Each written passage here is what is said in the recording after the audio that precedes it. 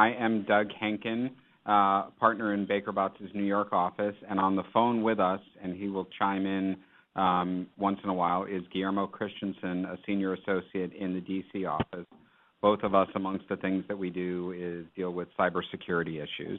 For questions during or after the program, please email Andrew Scott, andrew.scott, S-C-O-T-T, at bakerbotts.com.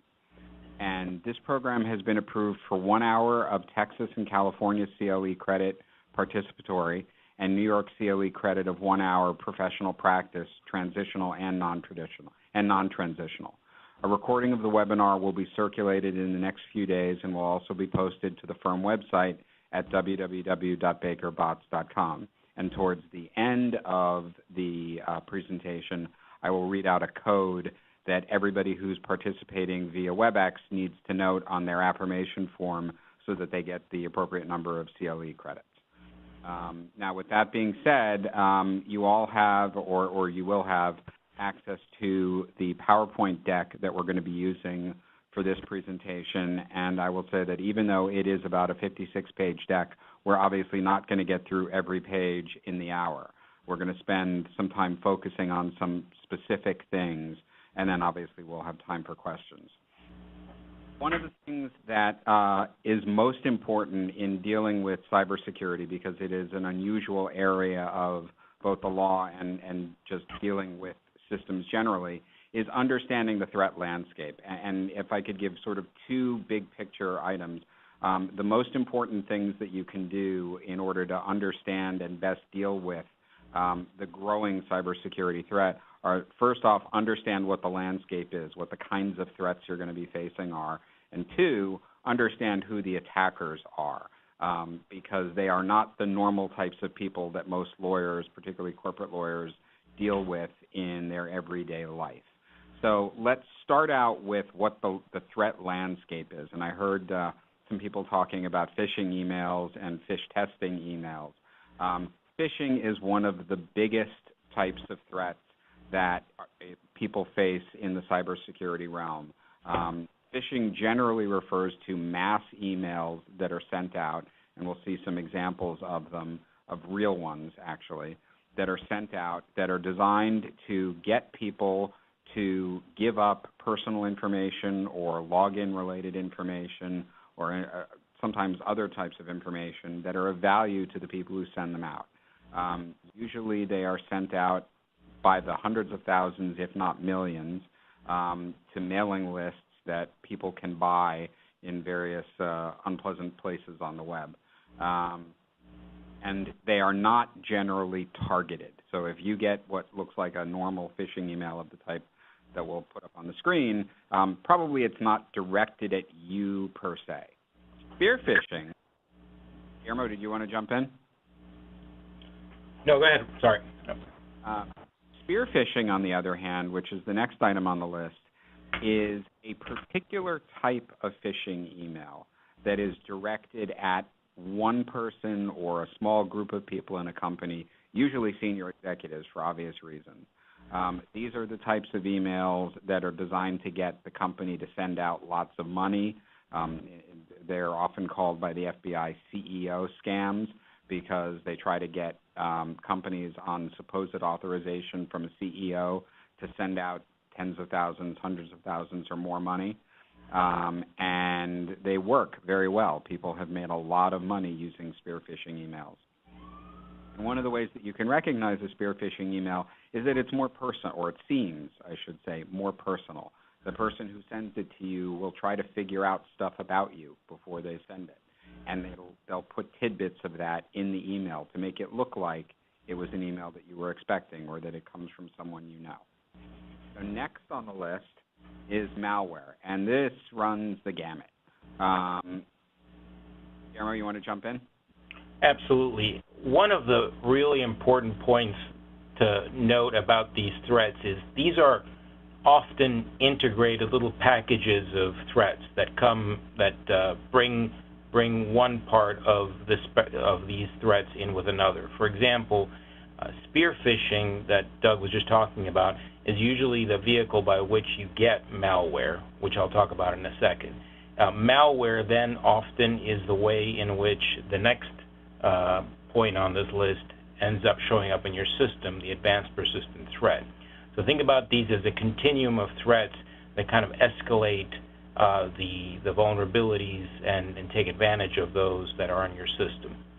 Malware is a term used for any type of software that has been coded to cause damage to your system. And you may recall the viruses of the old days, the worms and things like that people would talk about. Malware is a far more sophisticated version of the software. It can do everything from putting a program on your computer that allows someone to take control of it remotely. Sometimes these become nets or networks of hundreds of thousands of computers that are used by hackers for nefarious purposes. Other kinds of malware can be used to access your sensitive data. And then other kinds of malware can be used to take over your computer so that the attacker can send spear phishing emails from your computer that then become very realistic looking to the recipients because they're coming from your email accounts. So think about those as an integrated package of threats. The worst kind of attack that most enterprises can face these days are these so-called advanced persistent threats, which is when you have an attacker that has gotten into your system into a fairly deep way, usually with what we call administrative rights, so that they can do almost anything they want, including erasing the fact that they're in your system. They can then sit in your system for an extended period of time, sometimes years, and they're extremely difficult to root out, even after you find out that they're there. Doug, back to you. Thanks. And that, so that's why you do need to think about these things as all going together, and sometimes they do all go together. The next on the list is ransomware, and I'm sure people have seen the discussions all over the place of people whose computers and or mobile devices have been essentially taken hostage, encrypted, and then they see on the screen a message saying, well, if you want your files back, you're going to send money to the following address, usually by bitcoins or some other kind of cryptocurrency. And for a while, the FBI, these programs were so bad, meaning the encryption was so good, that the FBI was actually advising people who got hit with them to just pay the ransom. Now think about how often you hear that the FBI is telling someone, yeah, you should pay ransom, and that should give you an indication of how bad the situation was. For a while it started to get better, but now it's getting worse again because, and this you'll hear us talk about this when we tell you about who these attackers really are.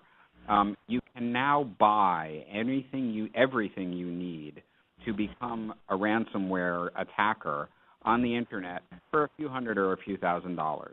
And when I say everything, I mean literally a kit that someone who doesn't know anything about writing viruses, hacking other people's computers, or anything else of a highly technical nature can use to set up a ransomware business and launch this stuff at random people or specific people to make money and make money doing it. And it has gone so far that these kits even include, and I am not making this up, telephone support that people who have written them have created. And if you think about it, it actually makes a very, very bizarre economic sense. Because if you're selling this system that allows somebody to infect people's computers with ransomware and try to get money from them, they may or may not know how to get money to a hacker using bitcoins or some other type of cryptocurrency. And the people who sell this stuff want the people who buy it to make money, so they set up these services to make sure that the people who bought their software make money off of it. And you now have telephone service. You now have telephone customer service directed at helping people pay these ransoms. This is a growing threat. I personally think it's going to keep getting worse, particularly because it's now spreading in a way that people can just buy it and use it, even if they don't know very much about it. But you should expect to hear more and more about ransomware. With all that being said, there are very easy ways of preventing as much damage from ransomware, and one of them is just having really good backup practices. Because the key thing about ransomware is it tries to keep you from having access to your data. If you have your data backed up someplace safe and secure that the ransomware can't get to it, then you don't care about the ransomware, and it's not going to affect you as much. Guillermo? Absolutely. The next ones we have on the list are mobile devices and kinetic attacks. Mobile devices are another one of these areas of vulnerability that the threats are exploiting more and more. It won't come to any, I think, for anyone's surprise in the audience, that given how much data you carry in your mobile devices, but we're seeing more and more exploits, more and more attacks that are specifically directed at these systems. Now, some of them are more secure than others. The favorite attack vector these days are the Android devices, and that's something that happens to be a problem primarily because there's so many varieties of that operating system on these devices. There's no uniformity, so there are lots of chinks in the armor. There's also an issue we'll talk about a little bit later perhaps, and that is the problem with the mobility of that data and the amount of corporate records that can be migrated across borders or lost when those devices go astray. But mobile devices are certainly one of the areas that we're seeing more and more attacks. Finally, on kinetic attacks, this is probably going to be, of all the issues that we're going to talk today, probably the one that I think will put cyber attacks on the highest priority of a lot of organizations and the U.S. government. This is where these attacks will transfer from being just a hindrance, an annoyance, and perhaps a loss of money to physical damage, loss of life and limb in any number of industries and areas. Part of the reason why this is going to become such a threat and such a problem is we're moving almost all our infrastructure to an internet-based system. You may have heard the term Internet of Things, IoT. This is where we're putting devices on the internet, on the so-called IP network, that have not been available other than by you putting in commands in a physical way, whether that's thermostats, all the way up to the most complex industrial machinery you can imagine, from generator systems to the electric grid. They're all going to be accessible over the internet, and that means that a hacker, an attacker, can not only cause damage by slowing them down, but can actually make them explode. We'll talk about that in one slide.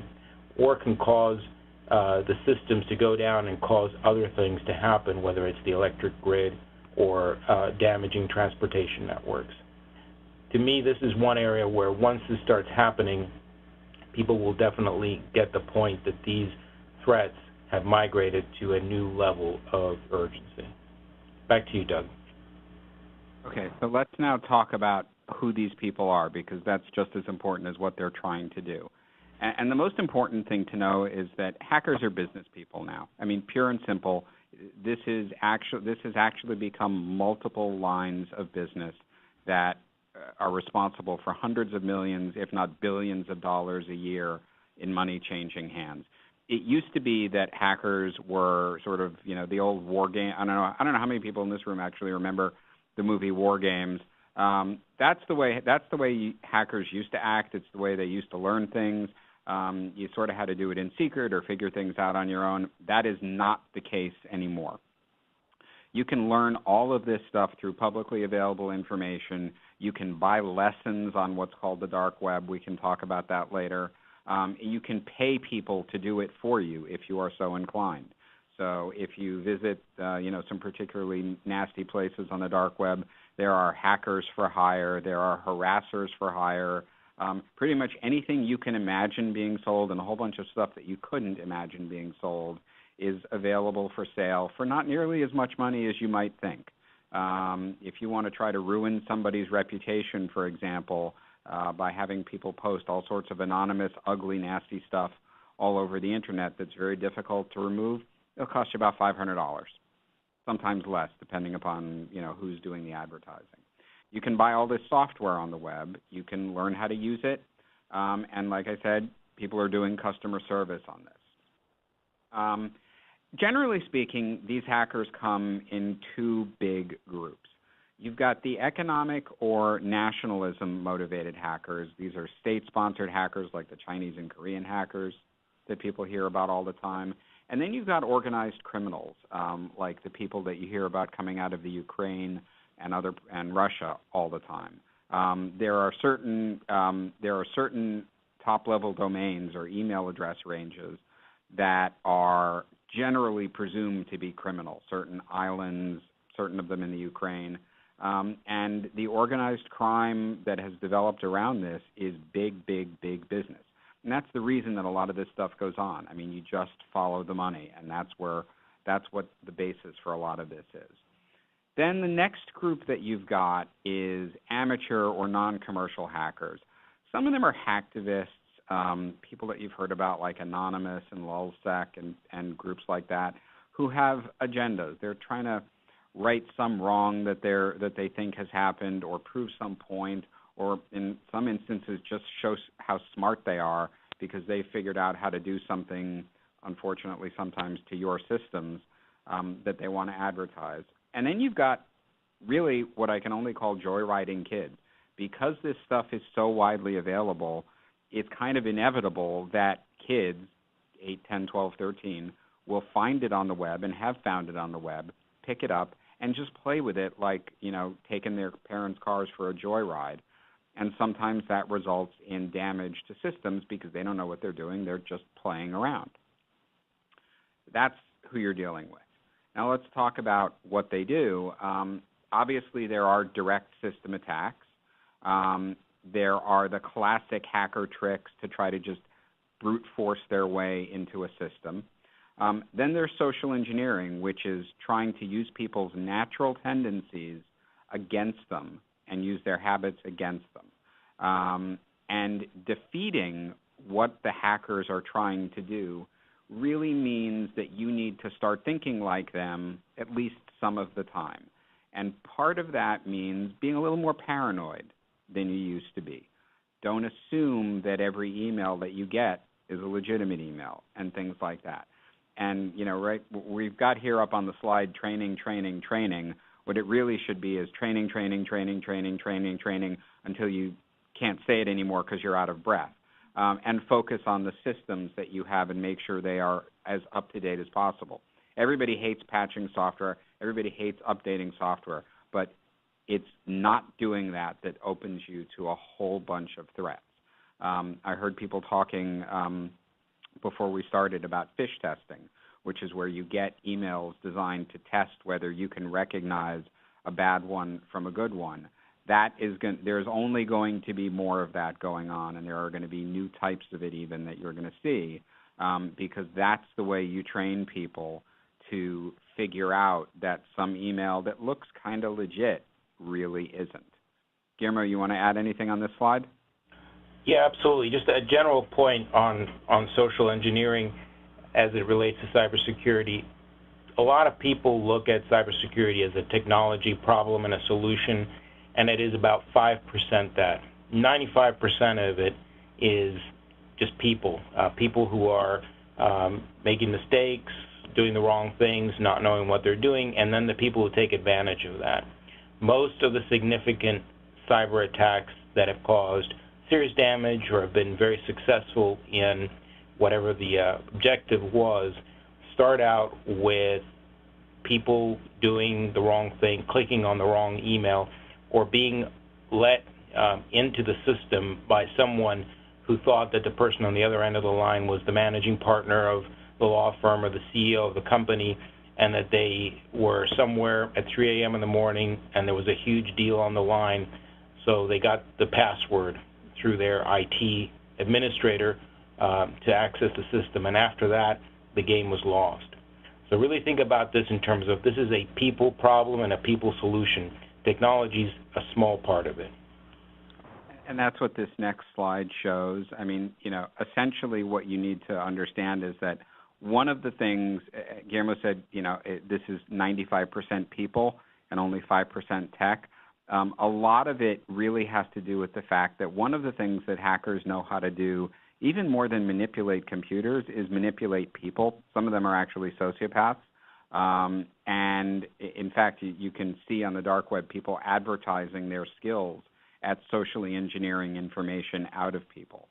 Part of this also comes from the new sharing mentality. People share things on Facebook pages, LinkedIn pages, all sorts of things that can be used to figure out enough to break into a system. So, for example, it would amaze you how much information somebody can get from going on your Facebook page, going on your LinkedIn page, figuring out where you went to high school, and then and a bunch of other things as well, and then using that information to figure out answers to some basic security password reset questions, and then going forward and doing that and getting access to your accounts. One of the things that people who really try to be hack resistant do is not post a lot of information on social media, because it can be used by people against you. So we were talking about phishing, and we were talking about phishing emails. Here's a real one. It masquerades as coming from a trustworthy entity in an electronic communication. All the things that I heard some people talking about. Beware of links in an email. Beware of unsolicited phone calls. When you get emails that look like this, and I think people, by the way, companies are going to change the way they do things going forward, which will help. One of the first things that you should think about is, am I expecting an email from some company, some person? Look out for things like bad spelling, bad grammar. Look out for things that are designed to get you excited or make you think you need to pay attention, like threats about closing your account or threats that you've been compromised. That's psychologically the way they get your attention and get you to act quickly without thinking about whether you should be acting. And it'll usually come from, and I'll show you an example of one that's a little unusual in a minute, it'll usually come from some popular company, but I've even seen situations where they come from a bank that you have no relationship with. I can't tell you how many phishing emails I get from HSBC, a bank in which I've never had an account. And so, those I automatically ignore, but if it were to come from the bank where I do have an account, it would get my attention a little bit more. Speaking of HSBC, this is a real one, and you'll see that there are some common themes. Everything in a phishing email is designed to get you to act quickly without thinking. And so what you need to do is essentially be, and I hate to use this word, but it really is true, a little bit more paranoid about emails and a little bit less reactive than people have been trained up until now to be. When the BlackBerry generation started, everybody thought, oh, God, I get an email, I got to react immediately. You need to take a step back and slow down in the world of phishing emails and spear phishing emails. This is actually a real example of one that I got and that a lot of people at BakerBots got in February. And, if you look at it, you kind of think, this is crazy. Nobody in their right mind would respond to this. And yet people clicked on it, and people put in the information that it requested. This wasn't one that wanted to get install malware. It just wanted to get your login credentials so that somebody could log in as you and then get access to the system. But you look at it and you go, I'm a BakerBots employee in the United States. Why am I getting something from the National Health Service in London? That's a kind of a weird email for me to get. You look at all the typos, and there are quite a few of them in there. And then, and this is the most important thing that I want to focus on here, is there was this link that said change password. And if you hovered over it but didn't click on it, it showed you what the real URL was, and it was Outlook password security desk.moonfruit.com. And that's the sort of thing that anybody should look at and go, wait a second, what does this have to do with anything else in this email or my firm's systems or any system that I have at all? Turns out Moonfruit, by the way, just for those who want to know, is a website that allows people to create free websites. And if you had actually clicked on this, that image happens to be on a mobile device. But if you'd clicked on it on a desktop computer, you would have seen a big banner across the top saying, "Get your free Moonfruit website, click here." And people still clicked on this stuff, and they still entered the information that it was asking for. So, the upshot of this is people need to be a lot more careful, and that's why companies are routinely running phish tests and making this part of training. And what you will probably see down the road is not only this training becoming more and more frequent, but training on how to recognize these sorts of emails becoming mandatory, and people's access being restricted if they don't take the training and pass it, with enough frequency. Now, this is an example of spear phishing. Guillermo, you want to talk about this one? Absolutely. So you can see that this one, if you can see on the screen there, it has information on it that would be of interest to most people. You would look at it and you think, okay, there's something about my salary. You're going to have an interest in that. It looks like a PDF. That's something a lot of people think is not going to be a threat for you. In fact, it's exactly the kind of spear phishing email that you find at the root of most attacks, whether it's PDFs, Word documents, Excel files. These documents now are mini versions of programs, if you want to think about them that way. When you open them up, behind the scenes, you are triggering all kinds of actions on your computer, and in the cases of spear phishing emails and malware, you're downloading things into your system that then take control of it or do other things.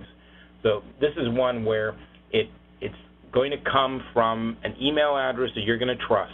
It's going to be, you may have some companies, or you can set this in your Apple devices. You can set that for certain types of domains, the @bakerbots.com, for example, they will show up in a different color than others, because that way you can at least discriminate somewhat as to where the email is coming from. They will masquerade that exactly, so you won't be able to tell from that. And they'll have information in there that will be very familiar to you. In many cases, the reason why it's coming that way is because the attacker has already hacked someone else's account, and they've gone in and they've taken emails that you've already received from this person in the past, and they will simulate a new email using that text. So forget about spelling errors, unless the originator had spelling errors in the first place. But that's the level of sophistication that you're going to be seeing in these. And as Doug mentioned at the beginning, when we started talking about spear phishing, one of the things this is probably going to lead to is increasingly companies are going to block the ability for people to access URLs, web links out of emails, which you can do in some email programs, because there's just no way to completely blanket out this threat from inadvertent clicking or downloading of attachments.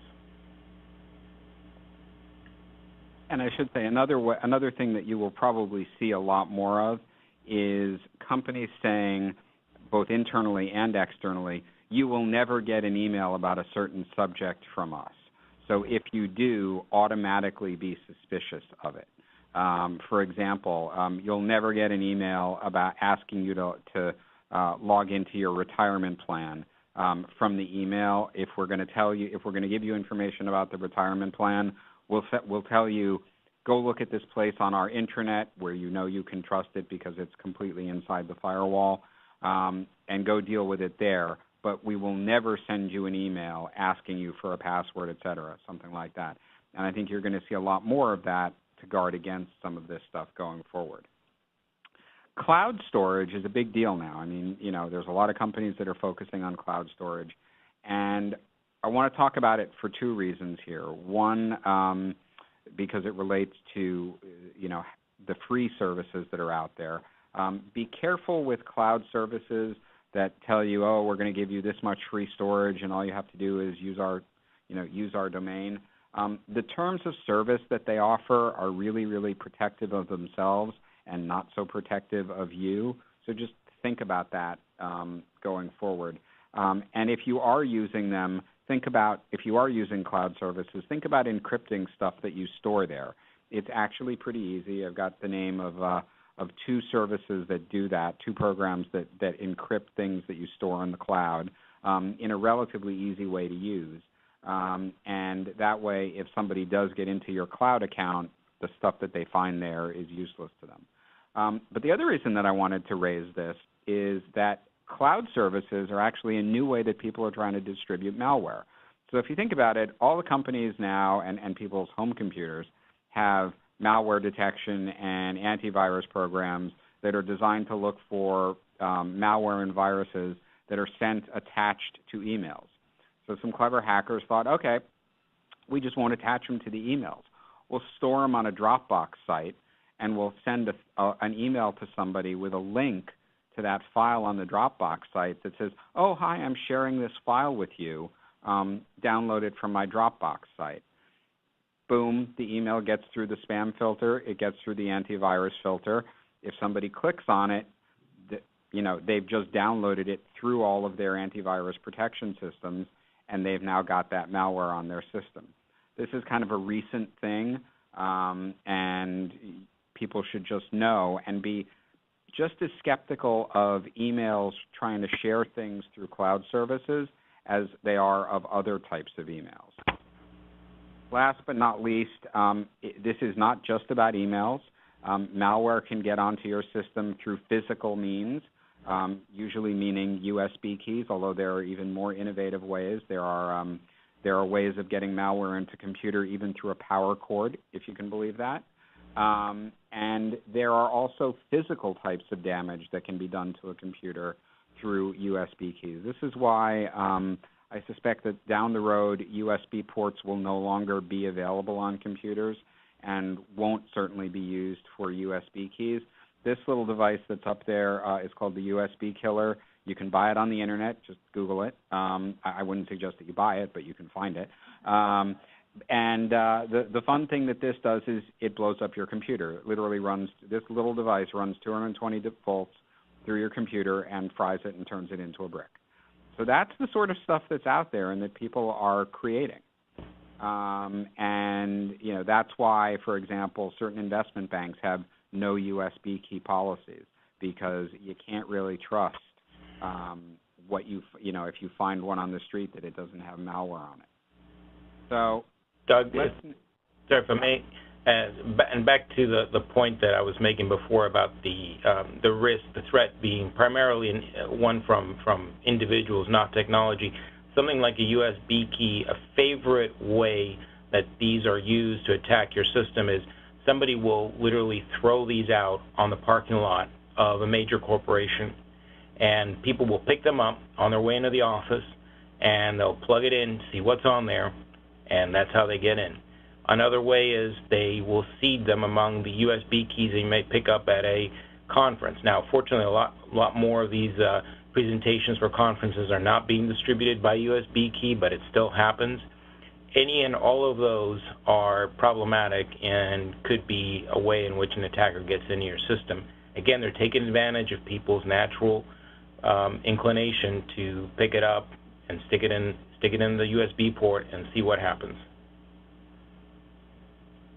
So we talked about ransomware, and the only thing that I will add to this is ransomware really emphasizes something that people should have been thinking about for a long time and that companies have been talking about for a long time, which is back up all of your important data. Back it up more than once, have multiple copies of backups, some even off-site, because if you do get ransomware, the best position that you can be in is to say, you know what, I don't care if I have to throw that computer out completely. I can just take my backed up data, maybe lose a few hours of work, but not weeks, months, or years, and have a completely clean computer with all of my backed up data on it, and that ransomware threat doesn't mean anything to me. There are ransomware variants that are now being seen out there that try to destroy backups. I mean, this is quite literally a war of attrition that's being fought, except unlike the old Cold War, which happened over years and decades, this is happening over minutes, hours, and days, and that's how quickly some of this changes. Guillermo, you want to talk about mobile devices? Yeah, absolutely. Just to touch on a couple of things I mentioned before, This is universally viewed as really the next frontier for hackers. Many more companies are moving away from laptops and desktops, the Surface tablets, iPads, obviously the iPhones or Androids. So the technology right now is still a little harder to hack than the desktops, not so much perhaps for the Android systems, but for the Apple-based systems. But given the amount of data that's available on these systems and how ubiquitous they are in everyday use, we view that the numbers on the divide between the exploits on desktop systems, laptops, and mobile will start trending toward mobile in a big way. The other issue that I think is extremely important to note here is the physical access that you can get to a mobile device when it's left in a hotel room, when you're traveling internationally, for example, or when you're connecting through unsecured Wi-Fi hotspots, is an enormous opening in these systems. And if your corporate resources are not behind the kind of walled-off applications that are available, you're putting your data at tremendous risk and your entire system at tremendous risk. So it's important to have those policies in place for mobile devices, and in particular if your company relies on bring your own device, BYOD, where you're mixing the personal and the corporate. Back to you, Doug.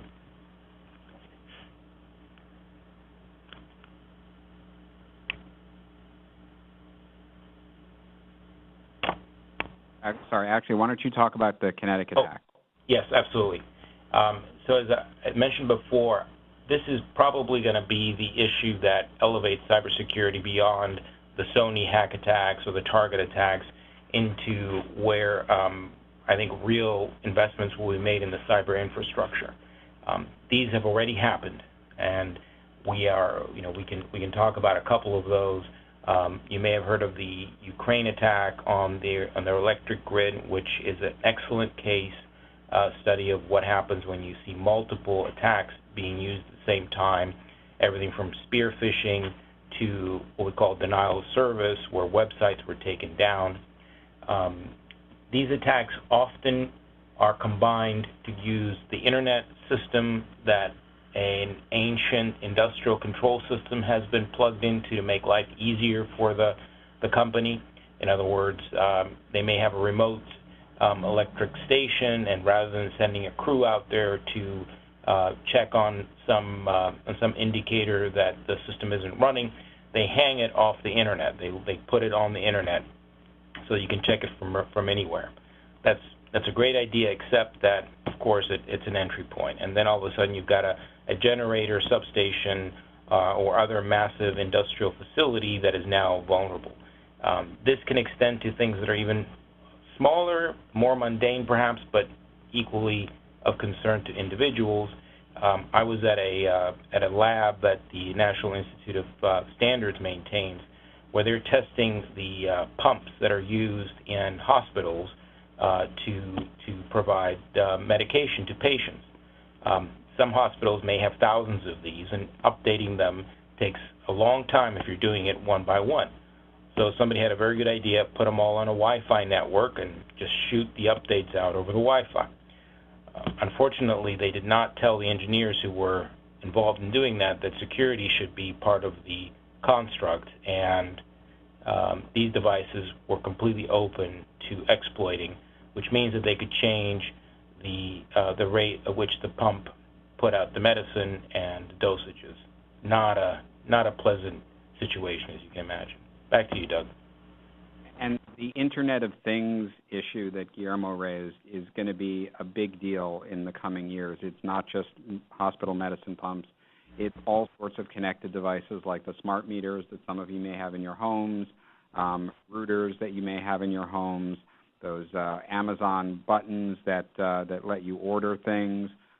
All of those are part of the Internet of Things, and the security issues that they raise are going to be a big deal that people are going to need to focus on, because they provide all sorts of multi-directional pathways for people to make mischief out of them. And the one thing that I can tell you with absolute certainty is that the hackers are focusing on them because they see opportunities there. So now that we've talked about scary stuff, let's talk about defending your systems and defending your data. And we call this defense in depth. Different people have different names for it. But what you need to have are multiple layers of security controls that are designed to deal with attacks using potentially many different methods. And when you have this sort of multi-layer protocol and multiple layers of defenses, first of all, it may just block some attacks completely. But the other thing that it can do is it can buy you time to detect and respond to an attack and reduce and mitigate what it might otherwise have done. It's like having multiple armored doors. If they get through one, you can still possibly stop them from getting through the second one. Part of this, and a big part of this, is recognizing that not all of the data that any organization has is equal. And some of it should be protected differently than others. And what this requires you to do is really give a very hard think to what your sensitive data is, where it's stored, how it's stored, and how critical it really is. And this is, you will hear a lot of times that IT people will say, all of this is an IT issue. Forget about this, just leave it to IT. It's not an IT issue. It's a business management issue, because if the wrong kind of thing happens and the wrong type of data disappears, the crown jewels of whatever your organization happens to be, for example, if that gets hit with ransomware, then that can be an existential problem for your company. It's not just an IT problem, it's a business and a management problem, and it needs to be thought about by business and management. And that's why this is becoming something that's rising to the top of what companies are thinking about. You want to identify all the potential entry points. As we said before, don't just focus on email and direct access to databases. I will tell you that there's a professional services firm I know in New York that had a very, very bad piece of malware come into its systems, not through an email, not through a USB key, but through a connection that it had to one of its vendors. So there's all sorts of ways that this can come in. Guillermo, do you want to say anything about segmentation? Absolutely. But just one point on the vendors. We'll talk about this a little bit later, but that's probably one of the highest risk areas, is that the data, the attacks come in through a vendor. That's happened. Some of the largest cyber attacks that have become known, the source of the original attack was through a third party that had access to your systems. Network segmentation goes along with identifying what it is you really need to have available to the internet, facing to the internet. And there's a lot of data that you should ask yourself whether you should have access to it on the internet. There may be things that frankly should not be available. If you're Coke, you probably don't want the secret recipe being accessible to the internet. Probably not necessary. Other corporate records, other key personal information, likewise, you probably don't want them somewhere where somebody can get to them. In that sense, when you've got a network, you also want to make it so that if there is a breach on one side, it doesn't necessarily immediately open up the entire system to the attacker. So you want to create certain levels of walls between your systems. Now, bottom line on all this, a natural consequence of all this is that some level of convenience is going to be sacrificed. And I think that is one of the trade-offs that you always have with more security. You put a lock on the door, your kids can't just walk into the house. This is pretty much a constant theme throughout all of these security measures. When you put things up to defend your system, you are going to make it a little harder for people to be able to use your resources. But in the end, you have to make some balancing decisions here as to where you want that convenience factor versus security. And there are going to be things that you absolutely have to decide aren't going to be conveniently available 24/7 to anybody anywhere in the world, because that means they're available to anybody 24/7. And again, this is a classic example of a business versus IT convenience decision. It's really easy to connect everything up and just sort of let it hang out. it's more complicated for somebody to make the decision that, no, we're not going to do that. On the next couple of pages, we talk about how to think about and monitor when you've had incursions. We're not necessarily recommending each of these products, but we just put them in there so that you could see what's available to do things like log, accesses to your system or look for leaks of data or things of that nature. Again, we're not necessarily recommending them, but these are things that are out there that people ought to consider, including different types of access controls and things of that nature. I mentioned system maintenance, and I'm going to say this very briefly. It is critically important to make sure that you have the most up-to-date software running on all of your systems that you possibly can, because that's the way you avoid all the bad stuff that the hackers look to exploit. It's a complete pain to update systems all the time. Everybody hates it, but you need to have policies that promote it, and you need to have, and those policies need to be written, by the way, and you need to document your system maintenance. Part of that is liability protection, frankly, because if you then get sued, you want to document what you did to try to prevent whatever the incursion was. And Doug, if I may, keep in mind that when these patches are pushed out to your system or when you get a notice that one has been made available, that vulnerability that the patch is going after has probably been out there for a significant period of time, which should lend urgency to your effort to patch your system, because it means between the time that somebody figured it out and the patch came out that people have been attacking systems through that risk, through that vulnerability that was created in the code. And the longer you keep it open, the more vulnerable you are, particularly after it's announced, and the less capable hackers immediately begin looking for the exploits for that patch, because they know that people won't patch for weeks, if not months, after they go out, and that means the door is wide open for them. And just to give you a real-world, very, very recent example of this, how many of you have heard of Symantec or Norton Antivirus? Probably everybody. Okay, about 2 weeks ago, it was announced that there was a massive security flaw in every product that they had sold for the last 20 years. That was only patched about 2 weeks ago.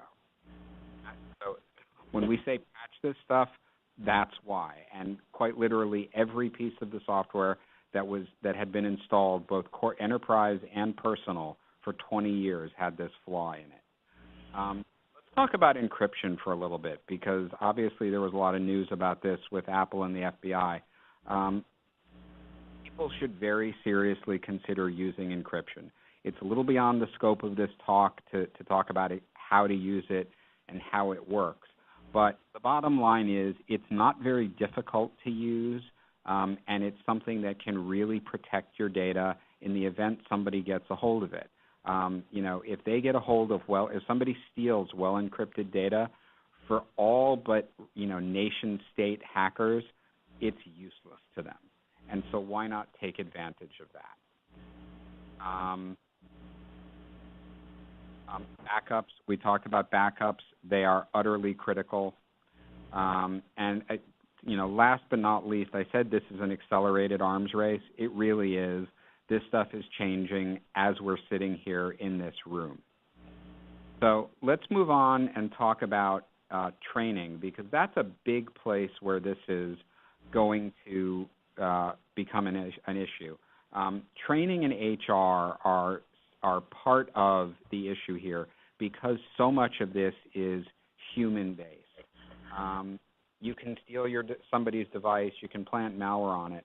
So one of the things that we wanted to focus on was travel policies, because there are certain countries, you can all probably figure out which ones the big offenders are, where you just don't want to bring a laptop or a PDA that has a lot of really sensitive stuff on it, because it will be hacked the second your plane lands there. And you want to have travel policies for your companies and for yourselves that deal with this and make sure that you've adequately prepared to go to places where hacking is kind of rampant. Guillermo, do you want to talk about that, or should we? You know what? Let's just move to vendor agreements, because this is another place where we can really get some good information across. Sure. Let me just make one quick comment on the travel. There are countries, and China is number one in this list, where the moment you come off the plane, all your electronic devices are coming under attack continuously until you leave. So just keep that in mind. There have been cases where people have gotten warnings from the FBI as they've arrived in China that they're being attacked, because that's being seen on the U.S. networks. So on vendor agreements, as I mentioned before, vendors, third parties that have access to your system to provide you services are a great conduit for these attacks. If they take a less serious effort, or they have less serious policies on cybersecurity, they're going to be the weak chink in your armor. So you want to make sure that you are covering your risks in those agreements that you have with them, identifying the ones that have that kind of into your system access, which often will come as a surprise to your C-suite or to your security folks, that this vendor has uncontrolled access to most of your electronic data. And then once you've done that, you don't want to just leave it with a paper. You want to audit. You want to call them. You want to talk them through what they're doing, and you want to put them in the position that if there is a breach of their system, that you get notified as soon as they know that something is going on, so that you can take your own countermeasures as may be possible. And this is also an M&A issue, by the way. This is becoming an increasing aspect of M&A diligence. When you're looking at a company that you might be either merging with or buying, you want to make sure that their systems are not problematic, so that A, you're not buying a problem, and B, you're not buying a problem that's going to come onto your systems as well. So we've gotten to, we've only got about 7 minutes left on the program. So at this point, let me give the code that everyone who's on the webinar needs. That is 58566. And at this point, I would open the floor to any questions. And let's see if anybody's got any questions.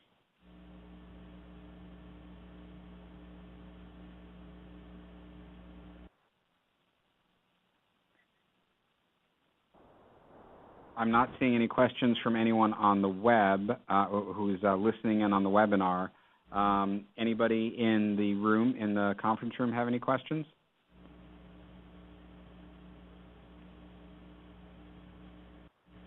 All right, then the one thing that I think we will leave you with is, and you'll see some of this in the slides that we didn't go through, is that in addition to this being a business issue and something that management needs to pay very close attention to, this is something that counsel should be involved with. There are a lot of companies out there that will try to sell various types of computer forensic services, and they can come in and test your systems. But you want to have counsel involved, both internal and external, to the maximum extent possible, for the simple reason that you want to protect privilege. To the extent that somebody comes in and does a test that shows that there might be problems with systems that your company has, if that's not done under the auspices of counsel, that document isn't privileged.